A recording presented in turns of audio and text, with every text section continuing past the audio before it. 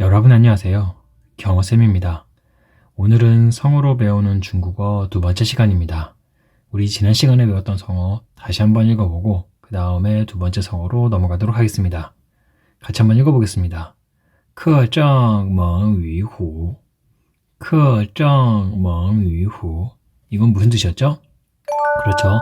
가혹한 정치는 호랑이보다 무섭다. 가혹한 정치를 의미하는 표현이었습니다. 그리고 이 이야기는 공자가 했습니다. 자, 그러면 이제 두 번째 성으로 넘어가도록 하겠습니다. 이것도 같이 한번 읽어보겠습니다. 管鲍之交 管鲍之交 이걸 한자를 읽으면 관포지교입니다.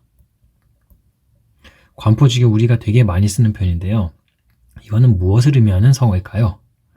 그렇죠. 우정을 의미하는 표현입니다. 근데 조금 더 구체적으로 얘기하면 이해관계를 생각하지 않는 두터운 우정을 나타내는 표현입니다. 이해관계를 생각하지 않은 두터운 우정. 이것이 바로 관포지교의 뜻입니다. 그리고 이 이야기는 관중과 포수가의 이야기입니다. 둘은 춘추전국 시대 제나라의 정치가입니다. 제나라 황공을 도와서 춘추시대 패자로 만드는 데 큰 역할을 한 사람이 관중이었고요. 포수가는 이 황공이 왕위에 오르는 데 큰 공을 세웠습니다. 자, 그러면 관포지교, 이 관중과 포수가의 이야기를 선생님이 간단하게 이야기해 드리도록 하겠습니다. 관중과 포수가는 어렸을 때부터 한마을에 살던 친구였는데요. 관중과 포수가가 함께 장사를 하기 시작합니다. 그때 이익을 나눌 때 관중이 조금 더 자신의 몫을 챙겼을 때 마을 사람들은 관중이 욕심쟁이라고 비난하였지만 포수가는 관중의 집이 가난한 것을 알았기 때문에 당연히 관중이 조금 더 자기 몫을 챙겨가는 것이 마땅하다고 두둔해 주었습니다. 또 관중이 사업을 하다가 실패하기도 하였고 관직에 오르지 못한 채 계속 방황을 하고 있을 때 마을 사람들은 그를 무능하다고 비난하였지만 포수가는 관중이 아직 시대를 잘 못 만났기 때문이라고 두둔해 주었습니다. 또한 관중과 포수가가 전쟁터에 나가서 전쟁을 하였을 때 관중은 전쟁에 패하여 마을로 도망 나온 적이 한두 번이 아니었습니다. 그때마다 마을 사람들은 관중이 비겁한 겁쟁이라고 비웃었습니다. 하지만 포수가는 관중이 홀어머니를 모시고 사는 걸 알았기 때문에 그렇지 않다고 두둔해 주었습니다.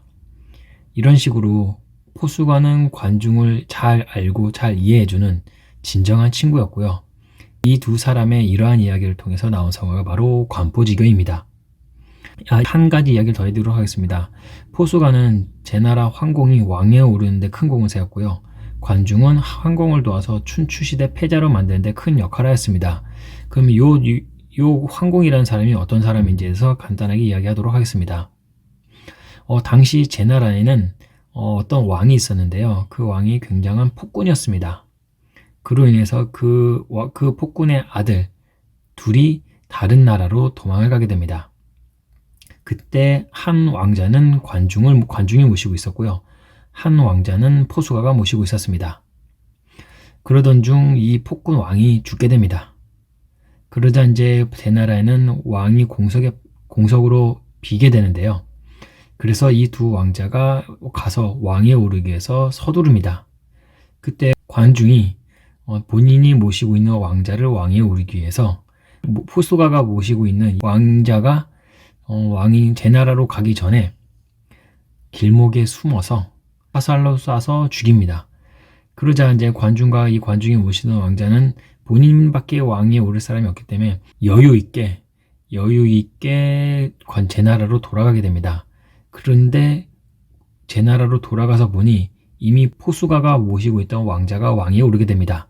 그 사람이 바로 제나라 황공이었습니다. 그렇게 되자 이제 그 또 다른 왕자는 결국 죽게 되고요.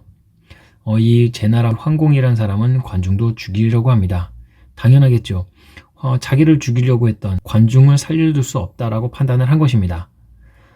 근데 포수가가 이 황공에게 이러한 이야기를 합니다. 제나라만 다스리고 싶다면 저 포수가만으로도 충분하지만 만일 춘추시대의 패자가 되고 싶다면 저뿐만 아니라 관중의 힘이 필요합니다. 그러므로 관중은 꼭 살려두셔야 합니다. 라고 이야기를 하는 것입니다. 그 얘기를 듣자 황공은 관중을 죽이지 않고요. 오히려 관중을 승상으로 등용을 하게 되고 결국 춘추시대 최강자가 되게 됩니다. 마지막까지 포수가는 관중의 능력을 알아봐 준 것입니다. 우리가 살면서 이런 포수와 같은 친구를 만나기는 쉽지 않겠지만 만일 만난다면 그 친구는 정말 행운이 아닐까 생각됩니다. 오늘 수업은 여기까지 하겠고요. 모두들 선생님 수업 시청해 주셔서 감사합니다. 모두들 수고하셨습니다.